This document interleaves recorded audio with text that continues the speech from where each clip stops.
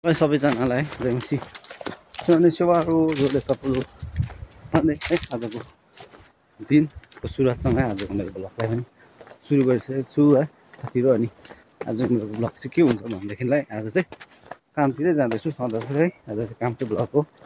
आज के हुन्छ तपाईँहरूलाई म त्यो देखाउने छु। भिडियोलाई हेर्नु होला। अनि भिडियो मन पऱ्यो भने लाइक कमेन्ट सेयर पनि हालिदिनु होला है त।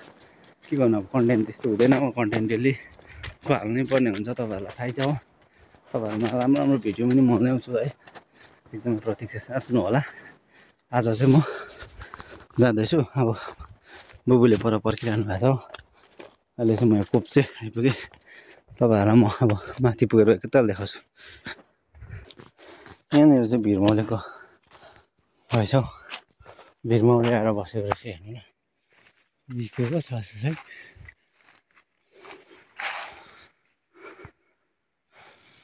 हेर्नु न भिरमौले।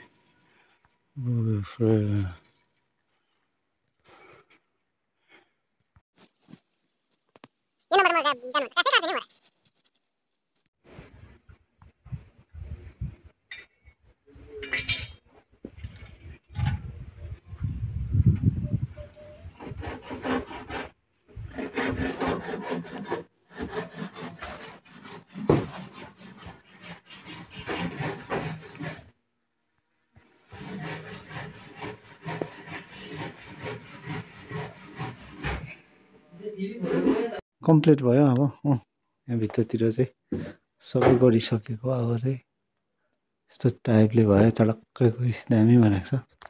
दामी भएको छ। त भित्रको देखाइदिन्छु तपाईँहरूलाई। कलरहरू चाहिँ अब गरिसकेको चाकचुक। यतातिर पनि मजाले लगाइसकेको। अब यो चाहिँ यस्तै टाइपको मात्रै अन्त अब चाहिँ एकदम फिनिस्ड फाइनल भयो। तपाईँहरूलाई मैले अलिकति भिडियो देखाइदिएको यो टाइपले भयो। टक्कै बनाइ पनि सक्यो। र सबैजनालाई जयमसी सेवार है। आज चाहिँ बाख्राकोटको ब्लग चाहिँ सुरु हुँदैछ। आज चाहिँ बिहान यहाँनिर बाख्रालाई दाना दिनुको लागि रेडी गर्दैछु हो। दाना पहिला दिने हो यसरी हो। यसो मैले निभाएर गहुँको दाना रेडी बनाएको छु आँटासँग है पकाएर। यिनीहरूलाई चाहिँ यो टाइपले दिनुपर्छ यसरी हो। यसरी यो परिकारले दियो भने चाहिँ बाख्रा चाहिँ एकदम बलियो हुन्छ हो। यो हो यिनीहरूलाई दिन्छु। अनि आजको ब्लग के हुन्छ तपाईँहरूलाई म देखाउँछु है। कतिलाई सायद त्यो भाइले ब्लग हालेको छैन भन्नेहरू पनि सायद छ होला मेरो है। एकदमै मेरो अडियन्सहरू है शुभचिन्तकहरू हुनुहुन्छ होला। त्यही भएर चाहिँ कति चाहिँ नहोला पनि हो, कति होला पनि हो। र उहाँहरूको लागि चाहिँ आज म भिडियो तयार पार्दैछु। अब आज चाहिँ बाख्राकोटबाट हेर्नुहोस् न कस्तो दामी खान्छ हो। यिनीहरूलाई यो तिनवटालाई यहाँनिर दिन्छु। टस यिनीहरूले जाना कि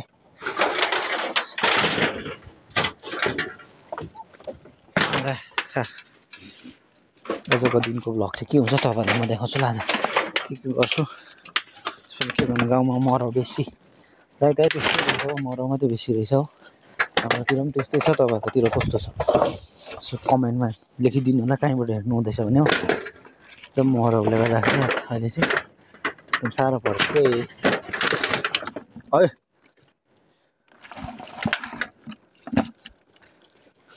दाना मजाले खाँदैछ यिनीहरू। बलियो बलियो भइसक्यो नि त। यिनीहरू चाहिँ अब दसैँको लागि खसी नै हो। अब एक दुई मासलाई खसी बनाउने हो।